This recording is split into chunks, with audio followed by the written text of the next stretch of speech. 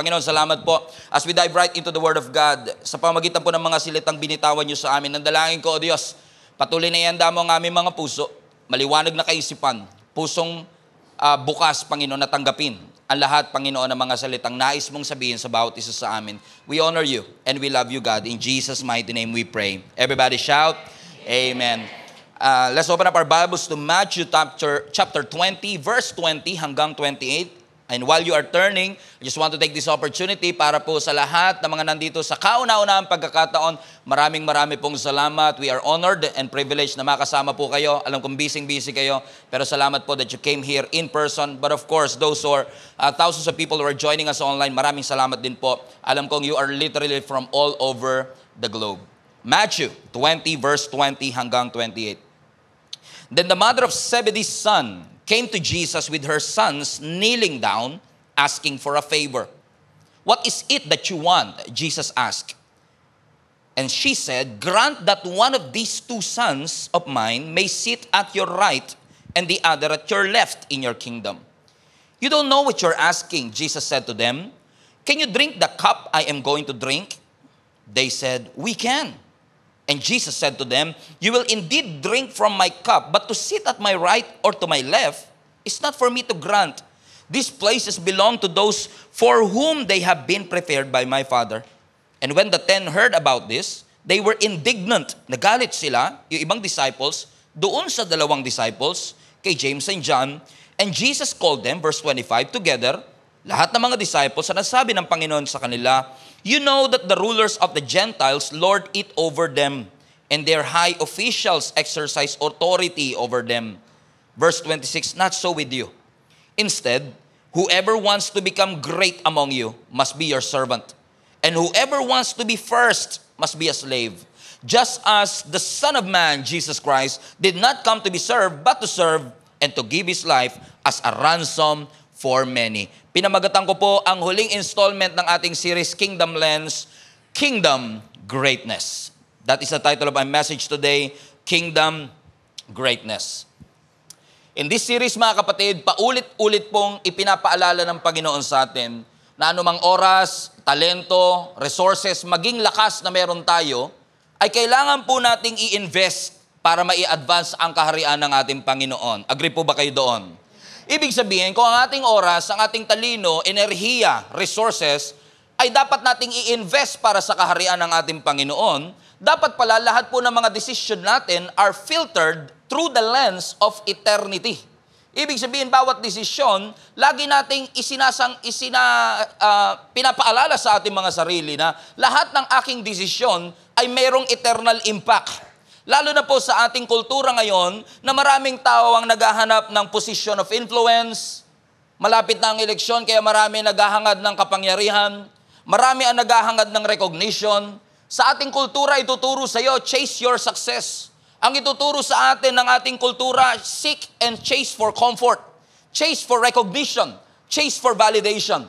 But through this verse and through this passage, ni-redefine ng ating Panginoong Yesus ang tunay na definisyon ng success.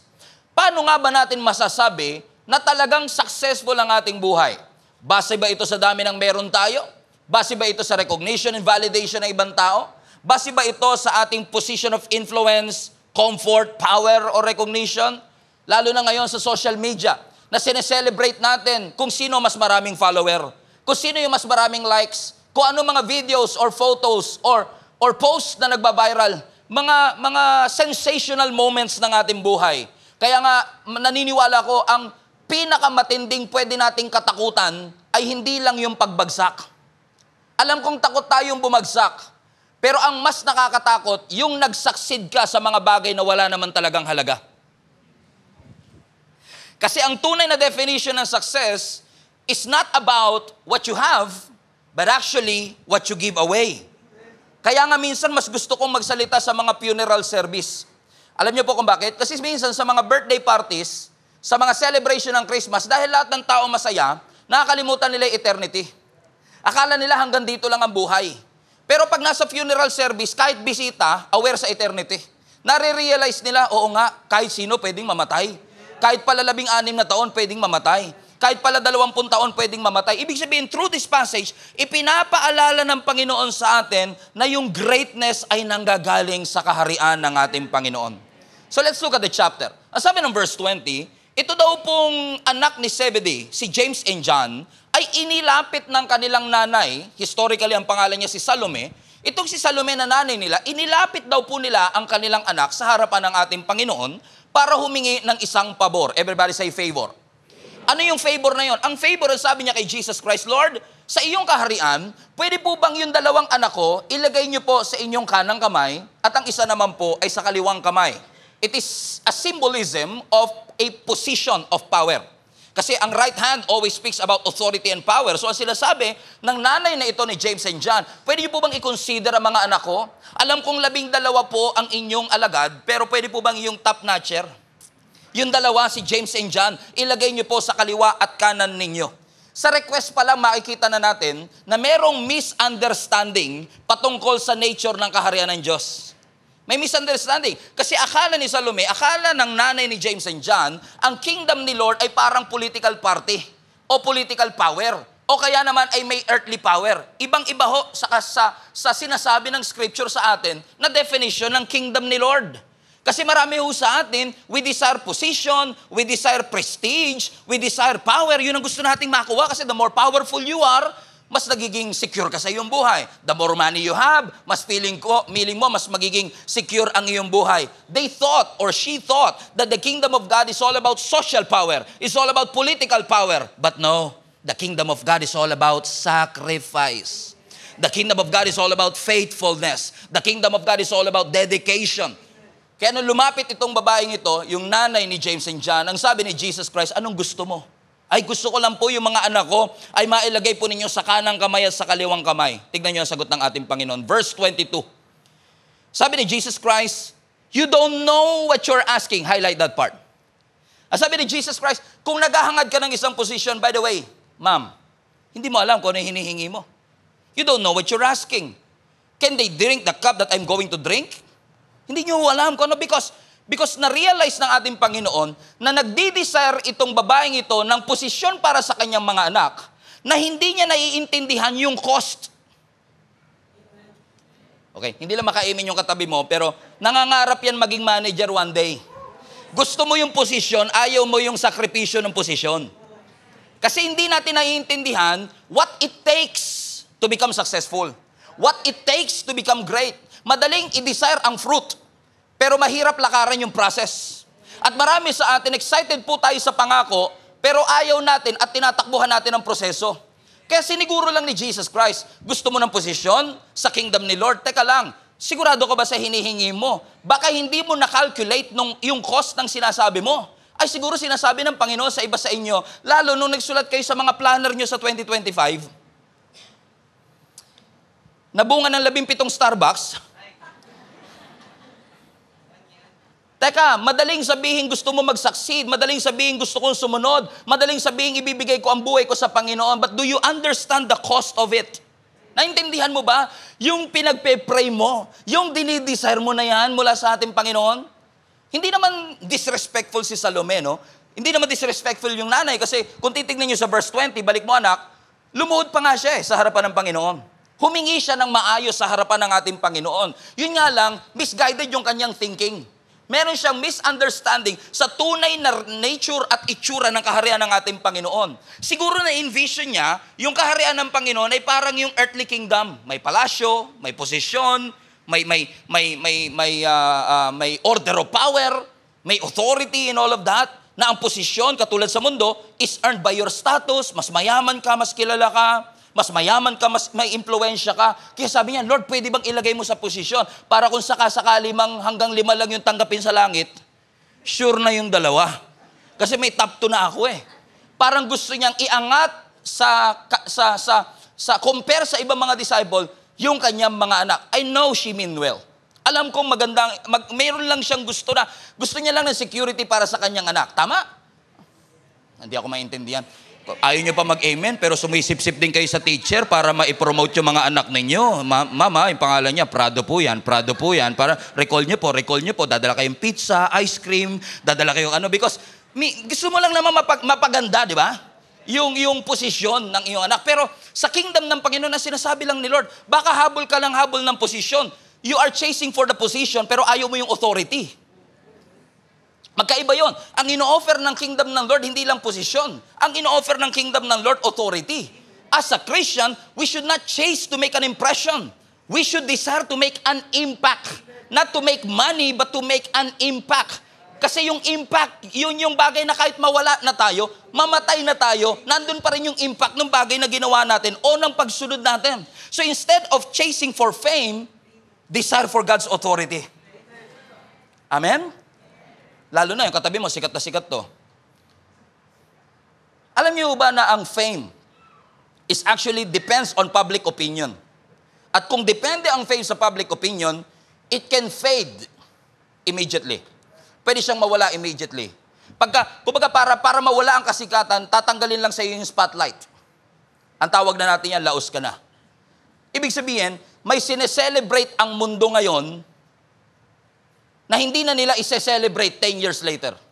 So ibig sabihin, sa history natin, ang history natin ay punong-puno ng mga sikat noon na wala ng influence ngayon. Because fame fades. Ang kasikatan ay pwedeng lumabo. Pwedeng mag-fade. Ano ang hahabulin? Fame? No. Sabi ni Lord, greatness. Because fame fades, but greatness is multiplied. Amen? Greatness is multiplied. It's not built on what is popular. Greatness is built on what is eternal. Ang habol ng greatness, impact, hindi fame. Yung nga lang, ang greatness, by definition of God's kingdom, is tied up to your obedience. Kasal yan sa iyong dedikasyon. Kasal yan sa iyong commitment, sa iyong service. Okay, hindi nyo kamatin na. Pasinin po ninyo, hindi lahat ng sikat, dakila. Hindi lahat ng sikat, mahusay. Amen? Pero hindi rin lahat ng mahusay, sikat. Right? Most of that is one way or another. So sometimes we have to choose. Okay? You cannot relate? Okay. What do you want? Do you want to be a famous dad or a great dad? Do you want to be a famous teacher or a great teacher? Do you want to be a famous architect or a great architect? It's a choice that we make. Kasi ang ibibigay sa iyo ng mundong ito is chase this success. Dito ang very definition ng success. Pero tignan niyo po ang mga biblical heroes natin. Si Abraham, si Moses, even Mary, na naging mother of Jesus Christ. They were not great because of their popularity. They were great because of their obedience. Nung nagpakita si Angel Gabriel kay Mary, ano sabi ni Mary? Be it unto me according to your word. Sa Tagalog, mangyari sa akin ang sinabi mo. Ibig sabihin, kahit na parang hindi ko maintindihan ngayon, in my logical sense, parang hindi ko kaya, pero kung ano man ang sinabi ng Panginoon, gagawin ko. Susundin ko ang sinasabi ng ating Panginoon. So ibig sabihin, ang kaharian ng Panginoon ay hindi lang talaga binuksan ng Diyos para sa mga karapat-dapat. In fact, binuksan ng Lord ang kanyang kaharian doon sa mga tao na nakaka-realize na hindi talaga tayo karapat-dapat in the first place sa kaharian ng ating Panginoon. Amen po ba, mga kapatid? So when Jesus came here on earth, hindi po siya pumunta rito para mag-establish ng iba pang relihiyon. Marami nang relihiyon nun eh. Pumunta ang ating Panginoong Hesus to re-establish or to establish rather His kingdom. Anong klaseng kingdom ito? Based on the prophecy of Daniel chapter 2 verse 44, this is what the kingdom of God looks like. Daniel 2:44. In the days of those kings, the God of heaven will set up a kingdom. Everybody say kingdom. Marami sa atin dahil wala tayong alam sa kingdom, kaya kingdom. Amen? And sabi ng scripture, in the days of those king, sa panahon ng mga nagahari ang mga earthly king, God will set up a kingdom which will never be destroyed. Hallelujah. And the kingdom will not be left for another people. It will crush and put an end to these kingdoms. Ito ang tatapos sa lahat ng earthly kingdom, the kingdom of God. But it will itself endure forever. Hallelujah. So nung dumating ang ating Panginoong Hesus, tinupad niya ang propesiya, nag-establish siya ng isang kingdom. Hindi to basta-basta kingdom, ha? Powerful kingdom. Okay? This is the kind of kingdom na strong and able siyang i-defeat ang kanyang mga kaaway. Yun nga lang, itong kingdom na to, iba approach. Okay? Kung maalala nyo, meron tayong pinag-usapan before, upside down kingdom. Kasi ang kaharian ng Panginoon, iba sa kaharian ng tao. Sa kaharian ng mundo, pag malakas ka, ikaw ang dakila. Sa kaharian ng ating Panginoong Hesus, the weakest is the greatest. Sabi nyo nga sa katabi nyo, baliktad. Amen? Lagay nyo sa comment section, baliktad. Amen? Sa kingdom ng ating Panginoon, o sa mundo, kapag ginawang ka ng masama, gawan mo ng mas masama. O, hindi ka papayag, syempre. Di ba? Gagawan mo ng mas masama. Pero sa kingdom ng Panginoon, ang tinuturo niya, if somebody did evil to you, respond to evil with how? Forgiveness and love. Aba, matindi yun. Binaboy na buhay mo, kapatawaran pa. Sinira na kinabukasan mo, mahal pa. Sabi nga ng Lord love your enemy. Kaya madali lang talagang maging Kristiyano kung wala yung utos na yon. Oo, madali lang Kaso sinabi ng Lord, love your enemy Amen. Baka nga meron dyan, magkaaway pa kayo ngayon. O, bati na kayo. Love your enemy. Nag-away kayo kasi ang bagal niya. Nag-away kayo kasi hindi niya, okay?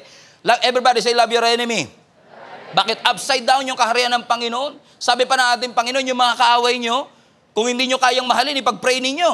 Aba, tindi nun. Pastor, pinagpipray ko to araw-araw. Matapilok, malunod, masagasaan ng truck. Hindi ganun prayer. I-pray mo yung ikabubuti niya. Amen? Sabi pa ng scripture, yung mga kaaway mo, pakainin mo. Yung mga kaaway mo, bigyan mo ng inumin. Ang hirap nun. Kasi nga, upside down Sa mundo, ang sasabihin, you must hate your enemy. Sa kingdom ni Lord, you must love your enemy. Sa kingdom ng Panginoon, iba. Gusto mong mapuno, you have to be empty first. Do you want to be exalted? You have to be humble first. Do you want to rule? You have to serve first. Upside down kingdom. Sa mundo, para masabing mayaman ka at abundant ka, it is measured by how much you own. Pero sa kingdom ni Lord, abundance is measured by how much you give away. Gaano karami binigay mo, hindi gaano karaming meron ka. Kaya ayaw ng iba Gusto natin yung brand ng Kingdom of God. Gusto natin na magkaroon ng perspective ng Kingdom of God. Kaya sabi ng Panginoon, sure ba kayo? Do you really understand what you are asking to the Lord? Teka lang, sa Kingdom ni Lord hindi ka pinaglilingkuran. Sa Kingdom ng Lord, ikaw ang maglilingkod sa Diyos. Ikaw ang maglilingkod sa tao. Amen? Minsan kitang-kita talaga sa atin, Minsan merong yung spirit of entitlement, talagang pumapasok. Pagpunta sa church, hindi nila kinanta yung favorite song ko. Hindi nila ako pinaupoy sa favorite kong upuan. Di ba? Parang hindi ko naramdaman yung presensya ng Panginoon sa praise and worship. Well, reminder lang, hindi naglilingkod ang bawat naglilingkod para iserve ang feelings natin. Okay? Kasi in most cases, hindi mo naramdaman, pero naramdaman ng katabi mo. Di ba? So, kaya iba talaga mag-operate ang kaharian ng ating Panginoon. Do you understand? Kaya sabi ng Panginoon, do you want to be filled? You have to be empty first. And sometimes when the kingdom of God teaches us something, the way to miracle, the way to breakthrough, the way to success, iba Naalala nyo sa scripture, si Peter. Amen? Sabi ni Jesus sa kanya, come to me to walk on water. Just think about it. Walk on water. Ang tubig nilalangoyan, hindi nilalakaran. It sounds stupid at first na sinabi ng Lord, come. But he did it anyway. And he experienced one of the greatest miracle na hanggang ngayon pinag-uusapan natin. Yung mga Israelites, nung pagdating nila sa Promised Land, nung nandun po sila sa city of Jericho, ang sabi ng Panginoon sa kanila, circle Jericho. Ikutan nyo yung syudad ng Jericho. So ibig sabihin, the military strategy is off the table. You want us to circle Jericho? Ano ma-accomplish niyan pag inikutan namin siya? Wala kaming espada, wala kaming armor. Mamamagalan po ang paa namin. But after 7 days, the Jericho walls fell down. Si Naaman, pinalubog sa Jordan River, one of the dirtiest river in ancient history. Pero ang sakit niya, skin disease. It doesn't make sense. Bakit ka lulubog sa isang maruming ilog para gamutin ang iyong skin disease? Come on now.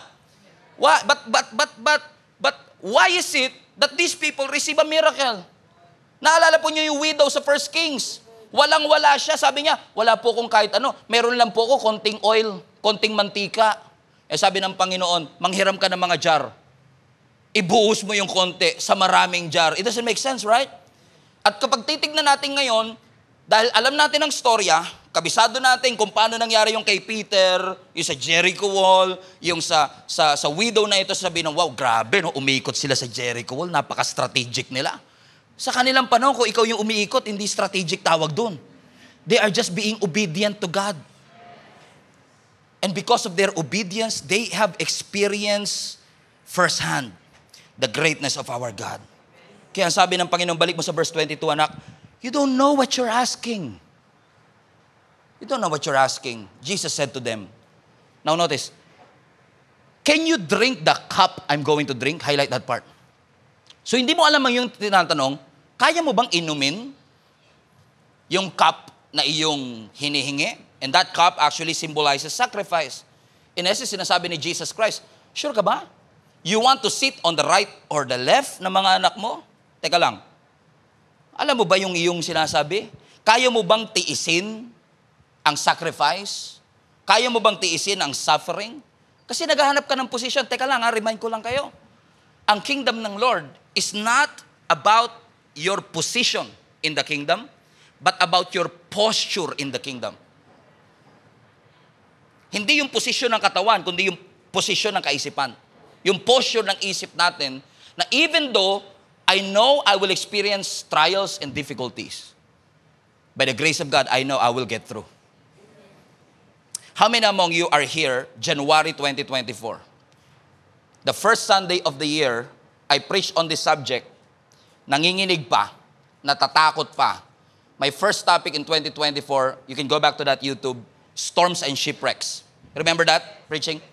How many among you are here nung narinig niyo yung preaching na yan?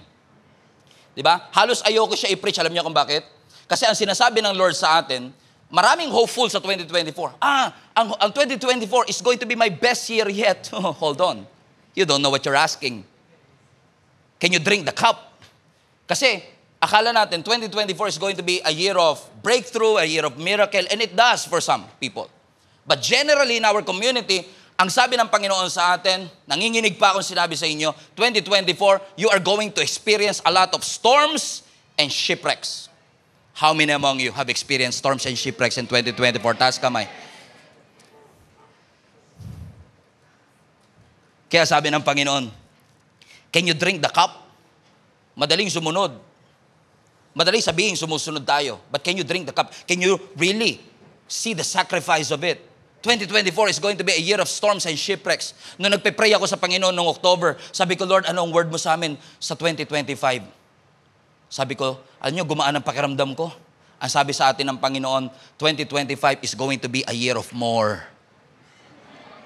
Hindi more shipwrecks, hindi more storms. But God is going to bring more things. God is going to open more opportunity, more doors in our life by the grace of God. Finally, sabi ko, finally. And I believe it has something to do with the 50th anniversary of JIA Worldwide, because 50th anniversary is a Jubilee year. And Jubilee year speaks of freedom. It speaks of deliverance. It speaks of provision.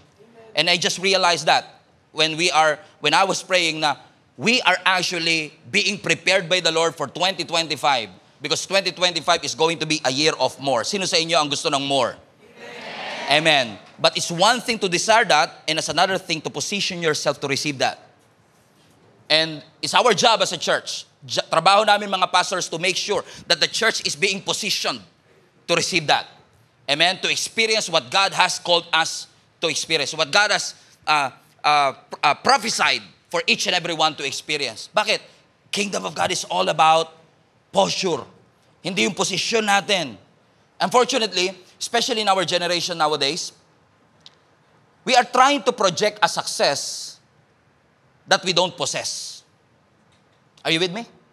Think about it. Many of us are trying to project a kind of success that you don't possess.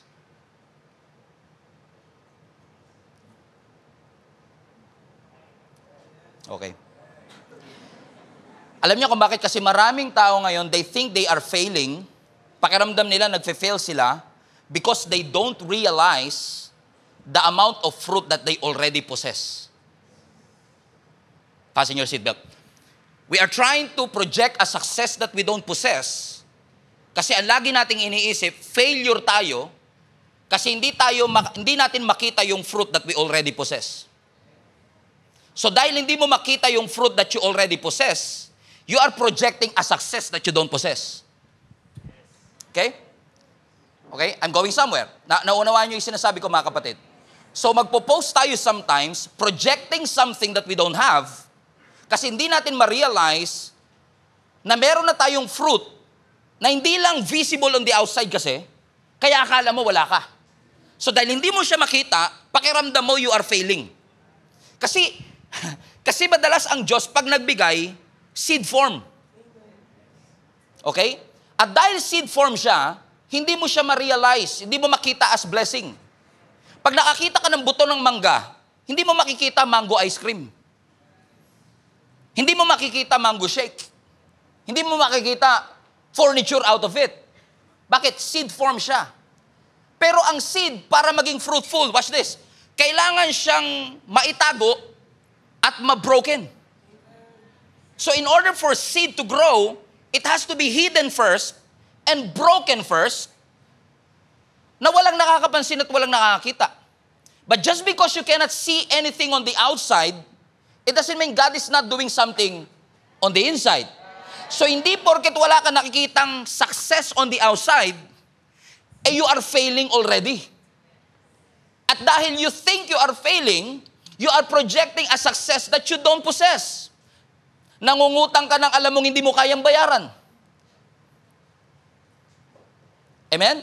Gumagawa tayo ng bagay na alam natin hindi naman tayo yun. Because we want to project a success that we don't possess. Kasi ayaw natin ng obscurity. Ayaw natin magbukang insignificant. Pero ang sabi ng Panginoon, mag-antay ka lang. At the right time, you will harvest if you don't give up. Kasi kapag kayong seed, nagsisimulang maging puno ang seed kapag naitago muna siya sa ilalim ng lupa, at pag na-broken yung seed na yun, tsaka pa lang siya uusbong. So hindi ka nakalibing, nakatanim ka. Ang nakalibing walang future, ang nakatanim meron. So wag mong isipin, I am a nobody. I am just a housewife. I am just a teenager. I'm just a stay-at-home mom. For now, you think, dahil nakita mo yung iba, nagsasucceed on the outside, nagpupunta sa ibang bansa, na kumakain sa mga kala mo. But some of them are projecting a success that they don't possess. Amen? So tingin mo, failure ka ngayon kasi hindi ka makakita ng external fruit. But again, the kingdom of God doesn't operate that way. Sa kingdom ng Panginoon, may mga fruit na nasa loob. May mga fruit na hindi kita ng iba, pero God is working behind the scenes in your heart. Okay, let me explain. As sabi ng Luke chapter 17 verse 20, the kingdom of God does not come with observation, nor will they say, see here or see there. Everybody read this with me. For indeed, the kingdom of God is within you. Sa kingdom ng mundo, tignan mo, success ko, tignan mo, see there, tignan mo. Sabi ng Panginoon, hindi ganyan ang kingdom ni Lord. Hindi siya external fruit lang. Ang kingdom ng Lord is within you. Kaya successful ang marketing. Kaya alam niyo kung bakit nabebenta. Sino sa inyo na-realize nyo, ngayong December, nakabili kayo sa Lazada or sa Shopee, nakapag-add to cart kayo, nakapag-check out kayo ng bagay na alam nyo hindi nyo naman kailangan. Pero nag-i-scroll ka kasi ng alauna ng madaling araw, parang kailangan ko ng kumot Alam mo hindi mo naman kailangan ng kumot, pero may aircon ka Parang kailangan ko ng kumot. So you check it out. So hindi mo siya kailangan. Alam mo kung bakit successful ang marketing? Ang sinasabi kasi ng marketing, yung cellphone mo, hindi na okay yan. Ito, bagong cellphone, bilhin mo. Kahit okay pa siya. Kasi nga, see here, see there. So ang success ng marketing is, minsan magagalit ka sa bagay na meron ka o sa posisyon na meron ka, kailangan ka pumunta rito. Kailangan mong bilhin to, kailangan mo tong gawin. Kailangan mo tong puntahan. Pero sabi ng Panginoon, ang kingdom ni Lord hindi ganyan. Ang kingdom ng Lord is within you. Wherever you are, the kingdom of God is within you. Because the kingdom of God is unseen. It is invisible. Hindi siya nakikita kasi nasa puso natin siya. So ang tunay na definition ng greatness and success is not external fruit lamang, but what's going on the inside. Tignan niyo ang ating Panginoong Yesus. Nung niligtas niya ang mundo, hindi siya nagsimula sa deliverance agad. Hindi dumating si Jesus dito, 33 years old na siya, diretso sa krus. Pak! I died for you. No, he started as a baby. Nobody noticed him. So ibig sabihin, obscurity is not your enemy. Hindi porkit hindi ka pinapansin, hindi ka significant sa panahon ngayon, ibig sabihin walang plano ang Panginoon sa iyo. He started as a baby. He started in obscurity. Sa panahong pakiramdam niya, insignificant siya sa harap ng maraming tao. Kaya nga sabi ng Ezekiel, di ba? Do not despise the small beginnings. So let us celebrate small progress. Let us celebrate baby steps. Let us celebrate things that is succeeding on the unseen. Amen? Minsan lang ayaw natin ng small progress, ayaw natin ng baby steps. Pero think about it. Tingnan niyo yung mga baby. Kasi minsan, parang pansin nyo, habang tumatanda ka, pakonti ng pakonti yung mga taong pumapalakpak sa'yo.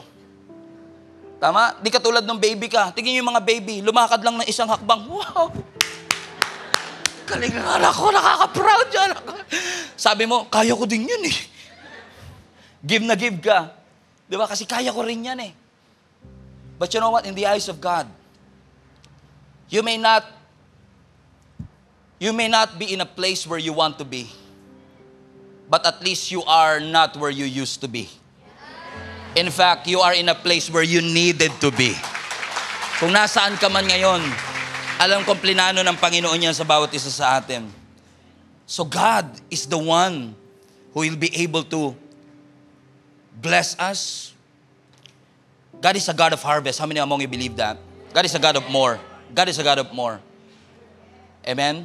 You know me already. I'm not a prosperity preacher because I don't believe in the concept of prosperity gospel because prosperity is not a gospel.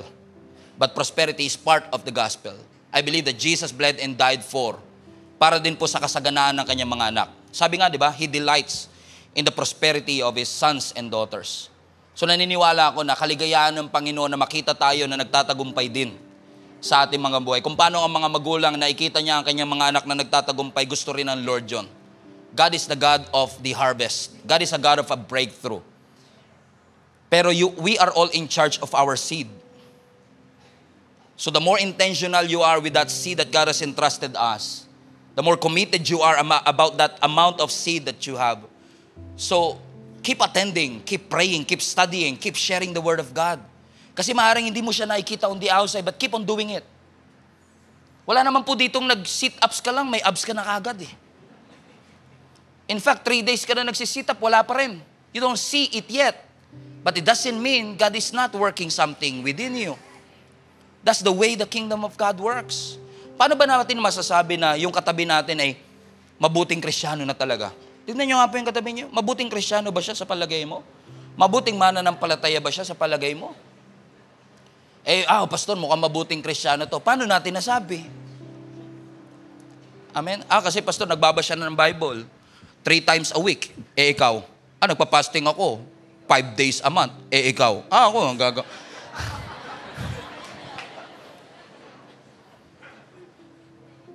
sabihin nila, mabuting Kristiyano yan kasi nakakapag-recite siya ng 50 memory verse.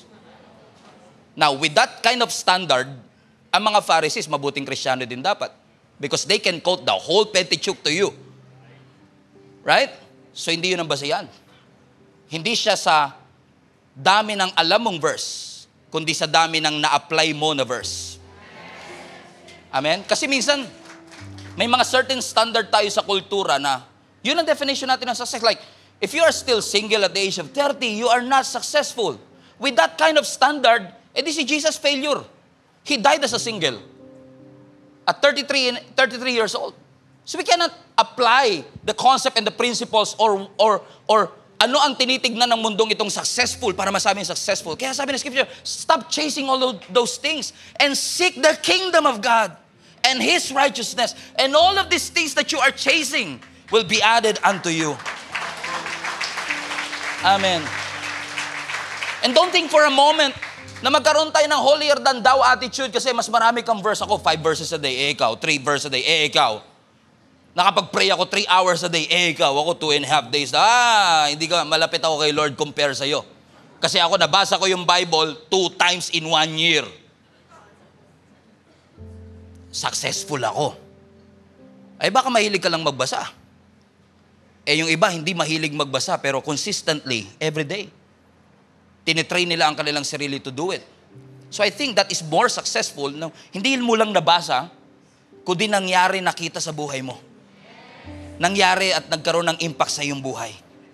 Kaya sabi ng Panginoon, whatever it is that you be praying for, ano man ang goal mo sa panahong ito sa 2025, maybe you don't know what you are asking for. Sabi ni Jesus Christ sa verse 22, you don't know what you're asking. Can you drink the cup I'm going to drink? Tignan niyo sagot ni James and John. Ano sagot nila? Highlight this part. We can. Kundi kaya ng 10, kaya po namin siya. And that statement, we can, sabi ng Lord, di ba, binalaan sila, baka hindi nyo alam ang cost. Hindi, kaya po namin. Alam niyo nangyari kay James? He died as a martyr. Si John, he was being banished in the island of Patmos. Dumaan talaga sila sa extreme suffering kasi pinurso nila yung kingdom. Na nung time na yan, ang sabi ng scripture, sure ba kayo?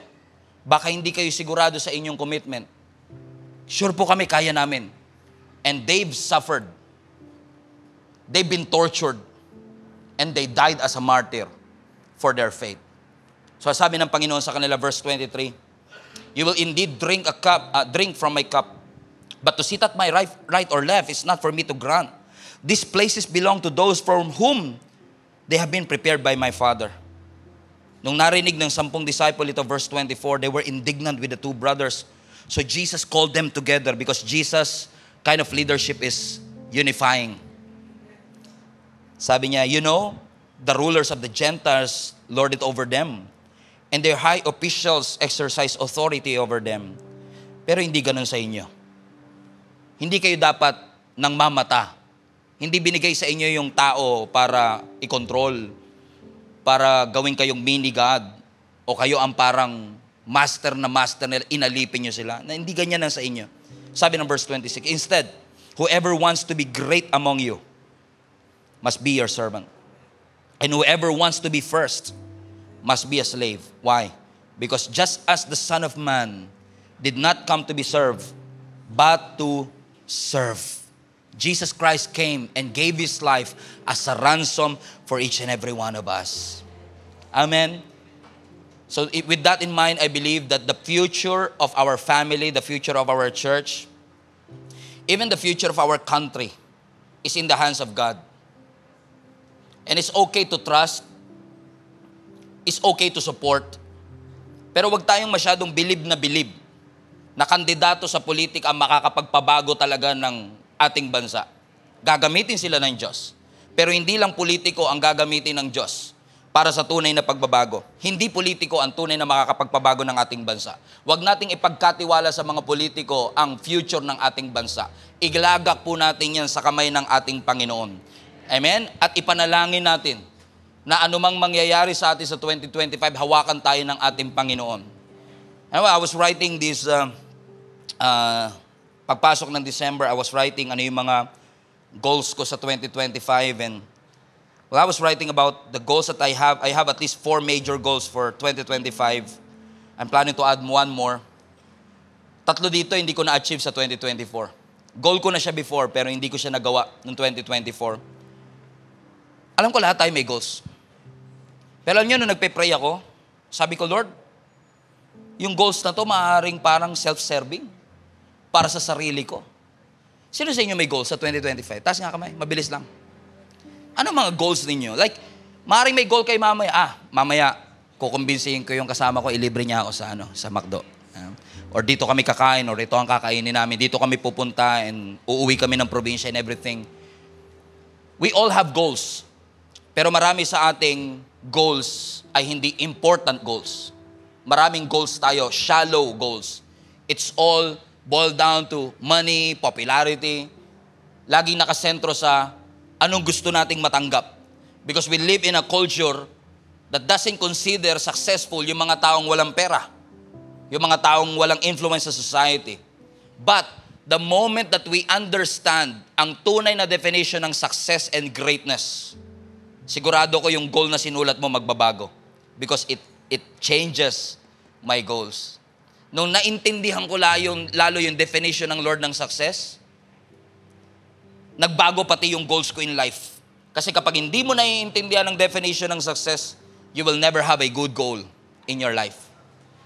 Amen? All of these goals are something that probably money can buy, your education can do, connections will do. But the Word of God is clearly saying to us, it's not about your position, whether you are a manager or an employee. It's all about the posture of your heart. Kamusta ang puso mo pagdating sa harapan ng ating Panginoon? Because the kingdom of God is that thing that is within you. Amen? Let me read to you. Huwag nyo na akong sabayan, pero sabayan nyo ako sa pagbabasa sa screen natin. And even those who will be joining us online, ipipaso ng team natin yung verse na ito. And I want to read this to you.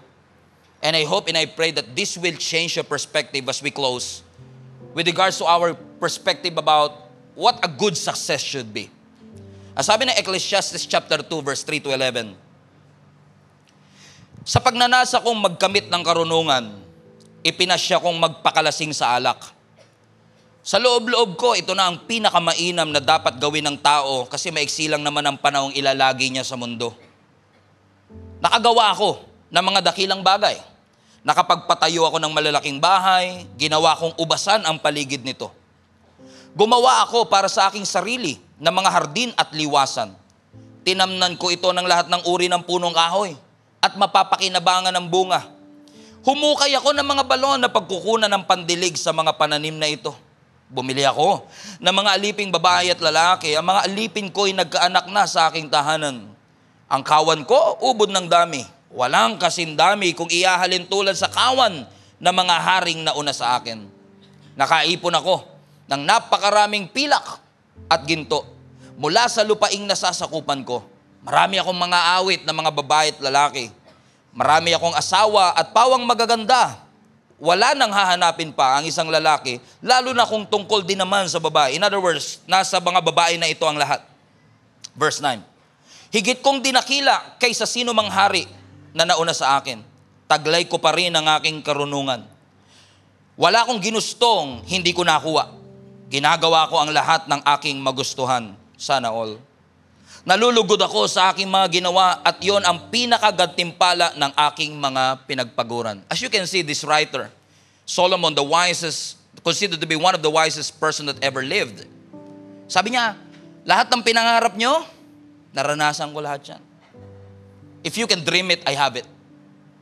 Sabi niya, lahat ng meron kayo, doblehin nyo pa, hindi lang isang bahay, houses. Hindi lang asawa, maraming asawa. Hindi lang pera, maraming pera. Nagawa ko lahat. Pero tignan niyo yung conclusion niya sa verse 11.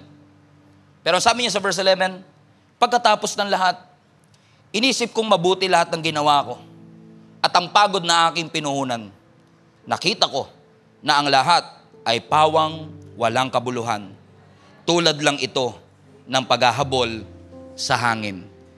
With my aspiration and ambition to chase success, I found out, sabi niya, all of these are vanity. Lahat ng ito ay walang saysay. So what should we chase?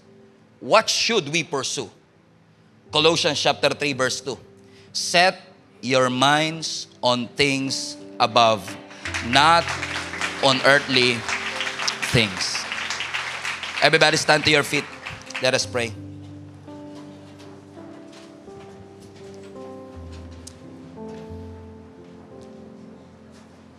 Lord, there's always a temptation, especially in this kind of season, for us to focus on material things at maging materialistic kami, Panginoon. But thank you for reminding us, Lord God, as we close our last in-person worship experience for the year, that we should stop chasing worldly success, but chase your kingdom. Seek first. And all of these things that we've been dreaming, imagining, envisioning, ibibigay niyo po, Panginoon, will be added unto us. Allow us, Lord God, to set our minds on things above, not on earthly material things. At kung kami, Panginoon, is so driven by external fruit, external success, that we invalidate, oh God, the things that you are doing in our hearts, and the things that you are doing in our family, and the things that you are doing in our life, patawarin niyo po kami, Panginoon. And I pray that each and every one of us, i-refocus niyo po kami uli. Ibalik niyo po kami, Panginoon, sa tunay na diwa ng selebrasyong ito. Hindi ito paramihan ng handa, hindi pabaguan ng damit, hindi paramihan ng material possession, but all of these are not bad at all. Hindi naman po masama. Pero Lord, itama mo yung puso namin that we are not doing this to impress friends that don't really like us naman. Hindi namin ito ginagawa para sa mga tao, O Diyos, na gusto naming makita nila, Panginoon, kung how successful we are. Lord, tanggalin niyo po sa amin yung mindset that we should project a success that we don't possess. Instead, Lord God, allow us, Lord God, to learn to be content. Na matuto kaming makontento, Panginoon, sa mga bagay na ipinagkaloob niyo po sa amin at i-fix namin ang aming mga mata, Lord God, sa mga bagay na nandun sa langit at hindi sa mga bagay na nandito sa lupa. Ang lahat ng papuri at pagsamba ay binabalik po namin sa iyong matamis na pangalan. In Jesus' name we pray. Amen. Hello Global Family, thank you for watching. If this message have impacted your life, please consider subscribing. Let us know in the comments what God spoke to you today. Where are you streaming from? Or how can we pray for you? We pray in Jesus' name that we will continue to advance God's kingdom through the spreading of His Word through this online platform that we have. If you want to support the ministry of Jesus is Alive community, I want to encourage you to support financially and give. Go to our website, gsmnb.com/give, for you to know all the ways that you can support this ministry. I hope to see you soon. God bless you.